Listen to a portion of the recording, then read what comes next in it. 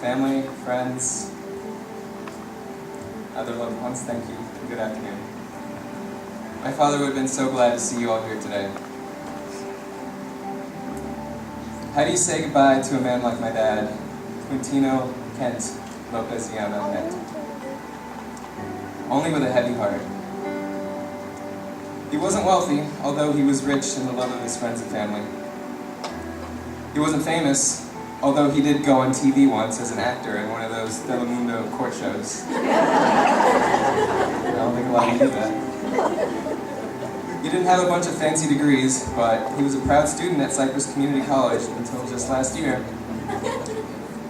And he didn't have a lot of kids, although I remember asking him numerous times for a baby brother. He was just a man who loved his family. He was an example to me and my sister of a life lived according to integrity, hard work, and perseverance. And while we miss him dearly, especially my mom, I hope that we can remember him for these qualities. Kent was a man of integrity. He believed in fairness. He didn't want to cheat anyone, and he didn't want anyone to cheat him. God's watching, he'd say. He was committed to his family through good times and bad. He was married to my mom for 35 years and was completely in love with her until the end. One year he surprised her with an iPad and she said, "No, it's too much." And he said, "No, matey, you deserve the best." And although no marriage is perfect, they shared a foundation of faith in God on which they built a family and a home. My dad was committed to his family. He left a good job and stability in Brazil so that his kids could have a better life here in the United States. He still loved his family that he left behind in Brazil and just longed to stay connected to them. Ken instilled in us the value of hard work. I remember many Saturday mornings I'd be trying to sleep. My dad would open the blinds and let the sun shine in. "It's already 8 a.m., you don't have any things to do today?"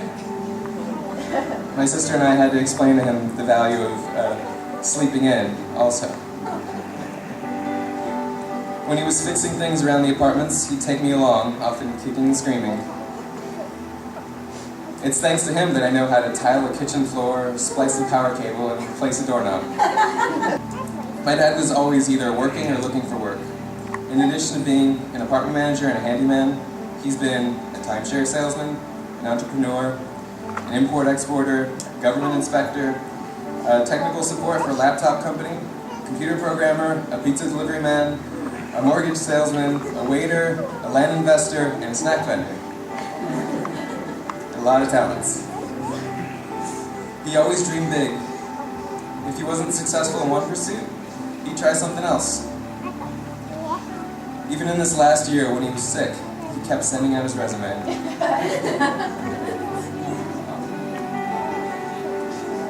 But his biggest success in his 32-year career was raising my sister and me. I never would have even considered going to an Ivy League university without him inspiring me to reach for the stars. My second year of college, he came to visit me, and I'm grateful that we were able to spend some time together, just the two of us. He couldn't stand the humid Philadelphia summer in my tiny apartment, even for a few days, but I knew that he was proud of seeing me make it on my own. He definitely taught my sister about hard work. When she decided to go to nursing school after having her first baby, my dad was her #1 babysitter. He often took Josie on errands and watched her while my sister did her papers. And despite all the hardships of being an immigrant, learning a new language, and then learning another new language, he never lost his determination and his optimism. He believed that one day he would get his green card and be an American. When he opened that envelope, he cried and said, "Finally, I'm an American!" And in January, when he had a stroke, and it seemed like he wasn't going to make it, he held on. The doctors were saying one thing, but he didn't believe it. He wouldn't leave us without giving us a chance to say goodbye. My dad was one of a kind. He put peanut butter on everything. He wore his socks with sandals, and he didn't care what anyone thought.